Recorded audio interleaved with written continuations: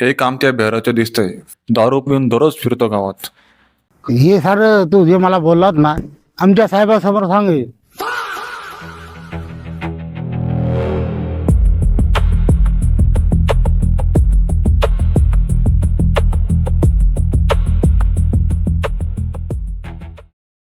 जय हिंद साहेब. Namdev, yes sir. पंचनामा वगैरे झालाय का? Yes sir. इन्व्हेस्टिगेशन पूर्ण झाले आपले? हो सर झालं.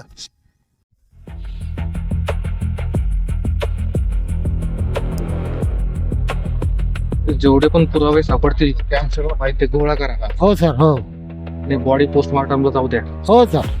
हा ॲम्ब्युलन्स येणार जे फोन लावला होता. माझी पोर कसं झालं? मला सोडून गेली. माझी पोर, माझी लेक मला सोडून गेली ना. गणू रडू नको गणू. हे जे कोणी केलं असेल ना त्याला शिक्षा नक्की होईल. कोण आहे ते? हे मृताचे वडील आहे सर.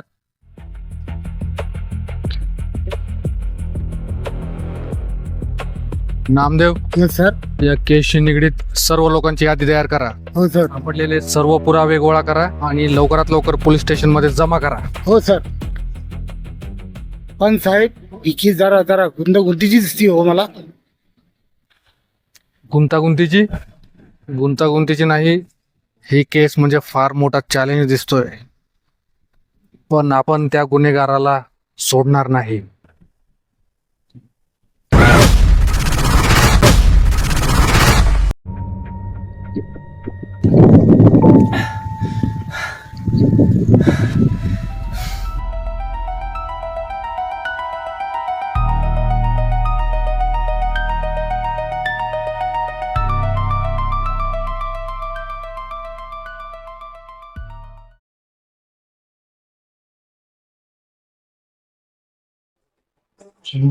बटन कसं आहे? या बाया आहे ना व्यवस्थित बी कपडे होत नाहीत.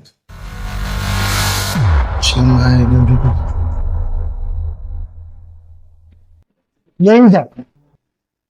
नामदेव, या. तुमचीच वाट बघत होतो. बरं झालात लवकर आलात तुम्ही. नामदेव, त्या गणू नावाच्या मुलीच्या मर्डरचा केसचा तपास पुढे न्यायचा आहे आपल्याला. लवकरात लवकर केस आपल्याला सॉल्व्ह करायची. आपल्याकडे हे शर्टचं तुटलेलं बटन, हो सर. हा दोरा, देशी दारूची बॉटल. ही समजा पुरावा आहे सर आपल्याकडे.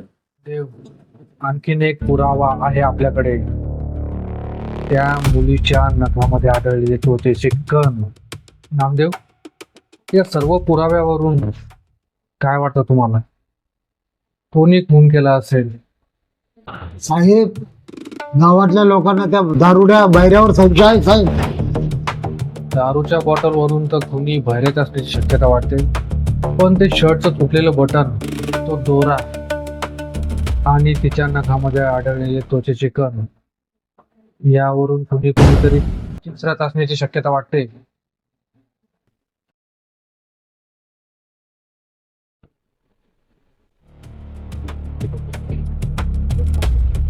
घरात आहे का कोणी?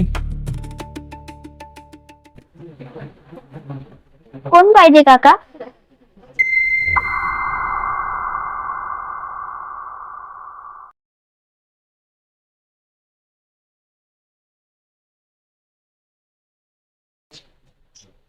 ही तर साहेब ही रुपालीची जुळी बहीण अंजली आहे. अच्छा, तर तुम्हाला दोन जुळ्या मुली होत्या? साहेब मला एक मुलगा पण आहे, पिंटू.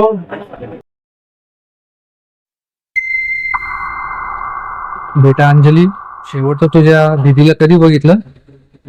परवा रात्री मी आणि रुपाली दीदी सोबतच झोपलो होतो.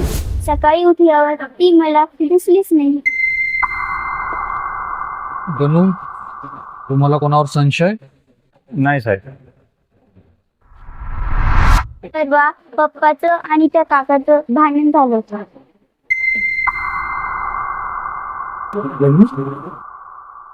साहेब परवा त्या भाऊसाहेबनं जमिनीवर माझ्याशी वाद घातला आणि साहेब तो मला धमकी पण देऊन गेला. भाऊसाहेब नामदेव सर. आज आपल्याला भाऊसाहेबची इन्क्वायरी करावी लागेल गावात. हो सर. बघा कुठे भेटतो का भाऊसाहेब.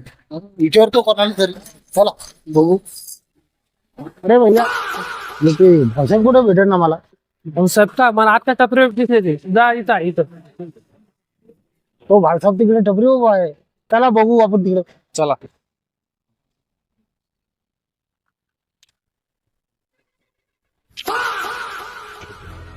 अहो हे भाषण कुठे भेटेल.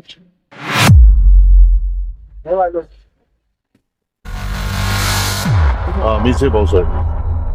काय काम होतं?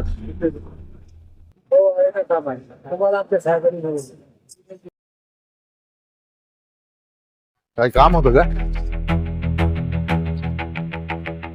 साहेब हे आले भाषण. साहेब नमस्कार. नमस्कार भाऊसाहेब. तुम्हीच आहात का भाऊसाहेब. होय मीच भाऊसाहेब.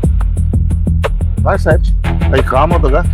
भाऊसाहेब मग मागच्या 2 दिवसापासून तुम्ही कुठे होता. नाही मी इथं 2 दिवसापासून गावातच होतो. परवा रात्री तुम्ही कुठे होता.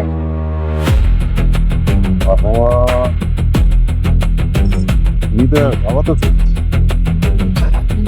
बटन बरोबर आहे. हे बटन तर माझंच आहे. परवा मी गण्याकडे गेलो होतो.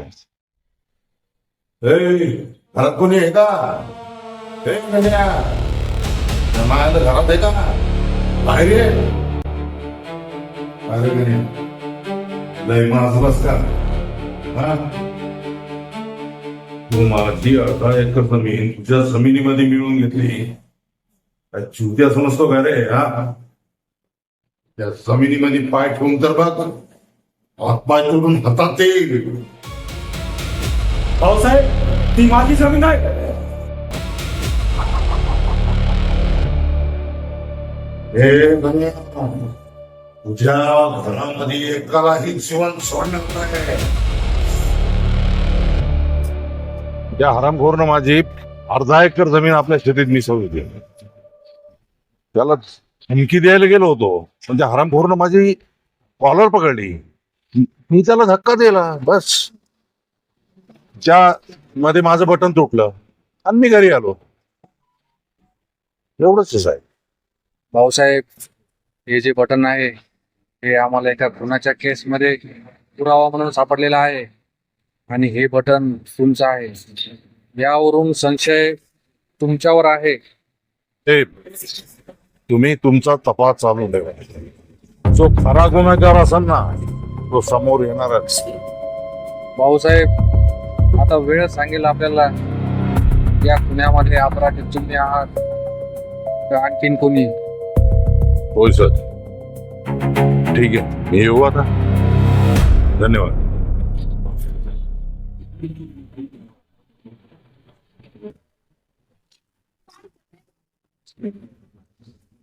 साहेब मला या भाऊसाहेबावर थोडं डाऊटच वाटतंय बरं का. तर गावकऱ्यांनो आज हे फक्त बाप हरला नाहीये तर एक निरागस मुलीचा जीव गेलाय.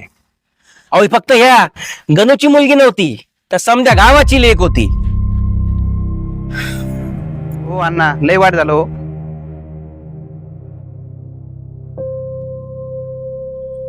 आणि या दुःखाच्या काळात आपण गणूला एकटं सोडणार नाही. नशिबानं गणूवर खूप अन्याय केला हो. बर आता ह्या गावाला एका प्रामाणिक माणसाची गरज आहे कारण तो माणूस म्हणजे हा आपला गणू. येत्या ग्रामपंचायतीच्या निवडणुकीमध्ये आपण आपल्या ह्या गणूला सरपंच पदासाठी निवडून देऊ. काय म्हणता.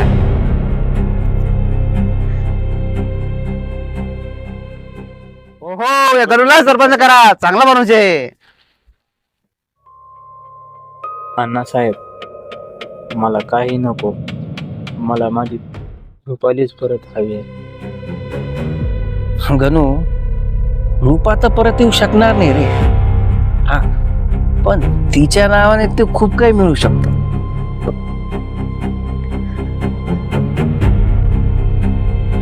हा तर येणाऱ्या निवडणुकीत आपला हा गणू बिनविरोध सरपंच होणार.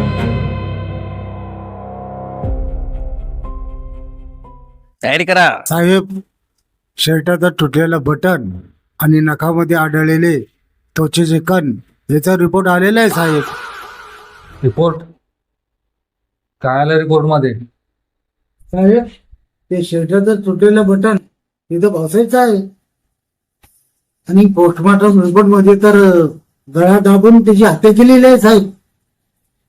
साहेब, बटन बसायचं आहे म्हणजे कुणी तोच आहे साहेब. नाही नाही, काहीतरी जुळत नाही.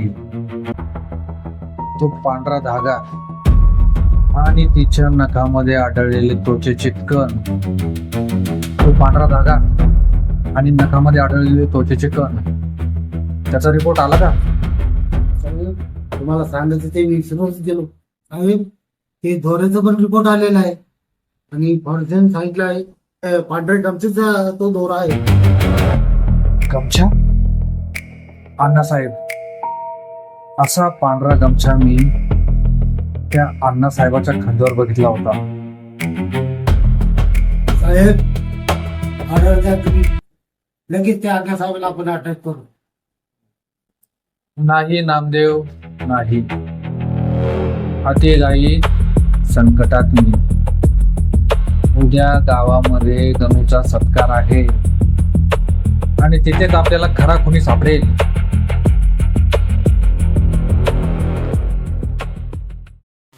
तर गावकऱ्यांनो, तुमच्या सर्वांच्या मदतीने आपला गणू अर्थात आपले गणू शेठ सरपंच पदासाठी बिनविरोध निवडून आलेले आहेत. टाळ्या. तर संपूर्ण गावाच्या वतीने आपण त्यांचा सत्कार करूयात. थांबा.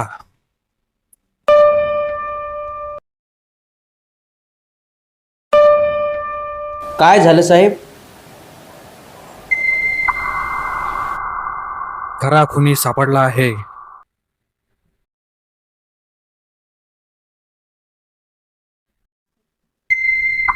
अण्णासाहेब,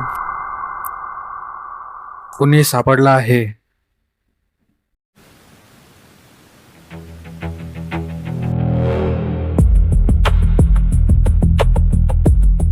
हॅलो सर, त्या मुलीच्या नखातील कणांचा फॉरेन्सिक रिपोर्ट आला आहे. ओके. पोस्टमार्टमचा दुसरा रिपोर्ट आला आहे. रुपालीच्या नखामध्ये सापडलेले त्वचेचे कण ते तर पोस्टमार्टम नुसार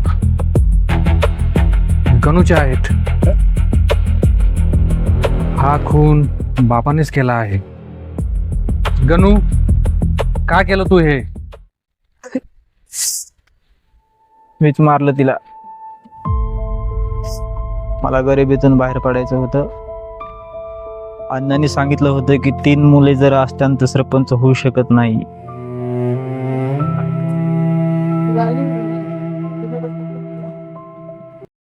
अरे गण्या, किती दिवस तू अशी अजामत करत राहणार? तुला श्रीमंत व्हायचं नाही का? सरपंच निवडणुकीत उभे राहा, मी तुला निवडून आणतो. बरं अण्णा, मला 3 मुलं आहेत ना, रुपाली, अंजली आणि पिंटू. नियम आडवा येईल. अरे गणू, सत्ता मिळवण्यासाठी काहीतरी सोडावं लागतं. एकाला कमी कर म्हणजे कागदावर 2च पुरवठ. मग तू सरपंच झालाच म्हणून समज. नुसता पैसाच पैसा. मी आहे ते असो. मला माझ्या पिंटूचं भविष्य बघायचं होतं म्हणून मी रुपालीचा बळी दिला. अरे दगो, तू किती मोठा मूर्ख ठरलास. अरे, ज्या कायद्याच्या भीतीने तू हे केलंस तो कायदा तुला काहीच करणार नव्हता. नियमानुसार जर अपत्य जुळे असतील तर त्यांना एकच मानलं जातं. तुला 2 जुळ्या मुली होत्या आणि 1 मुलगा होता, म्हणजे कायद्याने तुला 2च अपत्य होती. तू आधीपासूनच पात्र होता. देवा काय केलं मी हे? अरे अण्णासाहेबांना तू फक्त रबरी शिक्का म्हणून हवा होतास. त्यांनी तुला खोटं सांगून तुझ्याकडून स्वतःच्या मुलीचा खून करून घेतला, जेणेकरून तुझ्या पापाची चावी आयुष्यभर त्यांच्या हातात राहील. आयुष्यभर ते तुला ब्लॅकमेल करून त्यांची कामे तुझ्याकडून करून घेणार होते. अण्णासाहेब, सत्तेची खुर्ची ही रक्ताशिवाय मिळत नसते.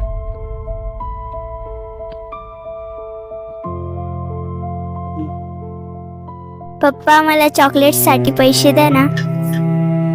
आता मला काय मागू नका, मी नंतर तुम्हाला खायला घेऊन येतो. ठीक आहे पप्पा, मग आम्हाला काहीच नको.